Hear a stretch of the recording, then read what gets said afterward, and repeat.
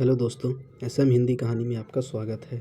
फिर से आ गए हूँ एक कहानी, स्त्री का घर इमोशनल कहानी के साथ। तुम्हें कितनी बार बताया है, मेरे तैयार होने से पहले मेरा नाश्ता तैयार हो जाना चाहिए। शादी के 25 साल बाद भी मुझे क्यों बार बार एक ही बात बतानी पड़ती है? लता, तुम्हें क्या है? तुम तो आराम से घर पर रहोगी, मुझे काम पर जाना पड़ता है। तुम हो कि हमेशा बेवकूफ़ों जैसी हरकत करती हो। अगर तुम यह जानबूझकर करती हो तो याद रखना, मुझसे बुरा कोई नहीं होगा। आज भी प्रशांत का पारा सर पर चढ़ा हुआ था।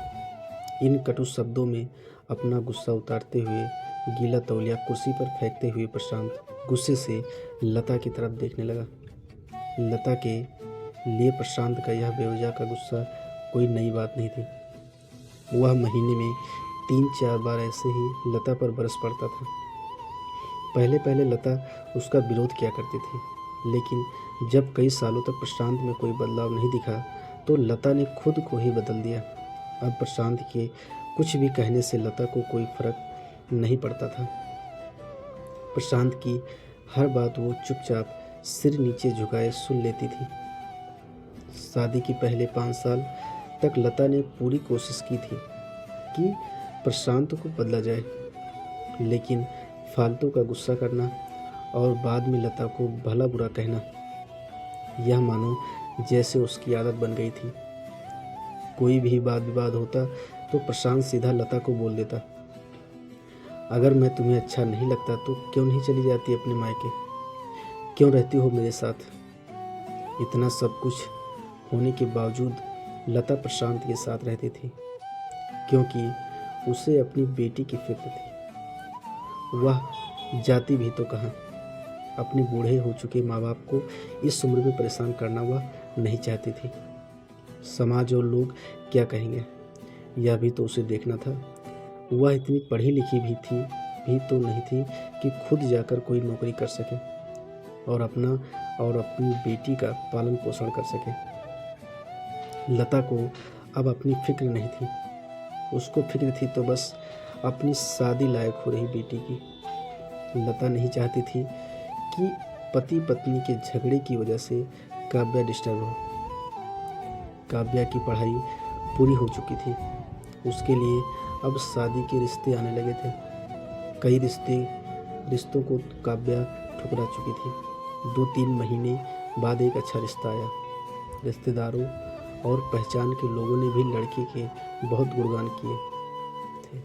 प्रशांत एक शाम अपनी बेटी के पास बैठकर उसे बताने लगा, काव्या बहुत अच्छा लड़का है, पढ़ा लिखा है, बड़ा घर है, बहुत अच्छी नौकरी है। ऐसे रिश्ते बार बार नहीं आते बेटा, इस बार मना मत करना। काव्या अपने पिता से ज़्यादा बात नहीं करती थी।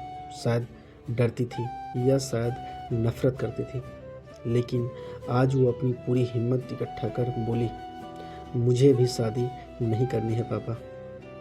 मैं नौकरी करना चाहती हूँ, खुद अपने पैरों पर खड़ा होना चाहती हूँ।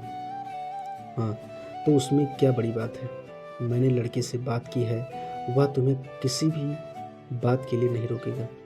तुम शादी के बाद भी नौकरी कर सकती हो। वह तुम्हें नौकरी के लिए परमिशन दे देगा। प्रशांत बोला, मेरा नौकरी करना या ना करना उसकी परमिशन पर क्यों डिपेंड रहेगा पापा? काव्या ने पूछा। मैं कर रहा हूँ ना, तुम्हें किसी भी चीज़ की कमी नहीं होगी। वहाँ ऐसे रिश्ते बार बार नहीं आते, इसे ठुकरा कर मत, बहुत खुश रहोगी तुम वहाँ। प्रशांत बोला, पापा क्या मैं इतनी ही खुश रहूँगी जितनी मम्मी इस घर में खुश है? काव्या ने तंज कसते हुए कहा, आज तुम्हारी जबान कुछ ज़्यादा नहीं चल रही है? प्रशांत गुस्से से आंखें बड़ी करते हुए बोला, पापा मुझे शादी ही नहीं करनी, क्योंकि शादी के बाद अगर वह लड़का आपके जैसा निकला तो मैं क्या करूँगी? मुझे आपके जैसा जीवन साथी नहीं चाहिए, जो बिना बात के मुझ पर हमेशा चिल्लाए। मुझे कुछ भी अपनी पसंद का लेना हो तो 10 बार सोचना पड़े, कहीं वह नाराज़ ना हो जाए। मेरी तबीयत कैसी भी हो उसे परवाह न हो। रोटी थोड़ी सी मोटी बन जाए तो घर सर पर उठा ले। उसकी चेकबुक न मिले तो भी मेरा ही दोष निकले, और हर छोटी मोटी बात पर मुझे मायके जाने के लिए कहे। काव्या ने अपना दिल खाली करते हुए पापा से सब कह दिया। प्रशांत का गुस्सा सातवें आसमान पर था, लेकिन उसके मुंह से एक भी शब्द नहीं फूट रहा था। वो काव्या की बातें सुन रहा था। काव्या उतना ही बोलकर चुप नहीं हुई। आज पहली बार वह अपने पापा के सामने इतना कुछ बोल रही थी। पापा, अपनी माँ के साथ हमेशा गलत व्यवहार किया है। आप अपने ऑफिस का गुस्सा बिना सोचे समझे माँ पर उतार देते हैं। कभी इस बात की परवाह भी नहीं करते कि उन्हें कैसा लगता होगा। आपकी बातें सुन माँ ने अपना स्वाभिमान खो दिया। प्रशांत आज पहली बार अपने किए बर्ताव को महसूस कर पा रहा था। वो इतना ही बोल पाया, जो तुम्हारा मन करे वो करो, मैं तो इतना बुरा हूँ ना। काव्या ने प्रशांत का हाथ पकड़ा और बोला, पापा, मुझे सिर्फ एक सवाल का जवाब दे दो। क्या आप चाहोगे कि मेरा पति आपके जैसा हो? अगर आपका जवाब हाँ है तो कर दीजिए मेरा रिश्ता आज ही, और ना है तो मुझे आत्मनिर्भर बनने दीजिए। प्रशांत कुछ भी ना बोल पाया और वहाँ से चुपचाप बाहर चला गया। आज उसे लता के सामने जाने में शर्म आ रही थी। चलते चलते उसकी आंखों से आंसू बह रहे थे। प्रशांत ने आज से अपने आप को बदलने का निश्चय किया।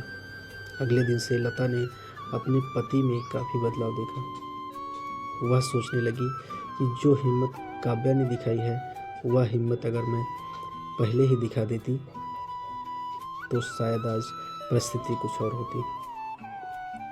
अब काव्या पढ़ लिख कर अच्छी नौकरी करने लगी थी और 3 साल बाद उसके लिए एक अच्छा रिश्ता आया।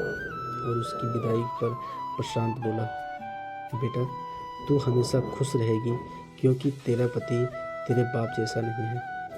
प्रशांत की यह बात सुनकर लता और काव्या की आंखों से आंसू बहने लगे। दोस्तों, हमारे समाज में औरतों को भले ही देवी का दर्जा दिया जाता है, लेकिन वह स्वतंत्रता नहीं दी जाती जो उन्हें देनी चाहिए। उन्हें बचपन से ही बताया जाता है कि वह पराया धन है। स्कूल से आने में देर हो जाए तो पिटाई मिलती है। मोबाइल पर बातें करते हुए दिख जाए या खिड़की से झांकते हुए दिख जाए तो शक किया जाता है। माँ बाप का घर तुम्हारा नहीं है, पति का घर ही तुम्हारा घर है। जीवन भर यही बातें बता कर उन्हें ससुराल भेज दिया जाता है और एक दिन किसी छोटे मोटे झगड़े में ससुराल वालों से उन्हें सुनना पड़ता है कि इस घर को छोड़ दो और मायके चली जाओ। अब आप ही बताओ दोस्तों, ऐसी स्त्रियों का सच्चा घर कौन सा? आखिरकार वह किस घर की को अपना कहे? अगर आपको यह कहानी अच्छी लगी हो तो कृपया लाइक, शेयर, कमेंट और सब्सक्राइब करें। धन्यवाद।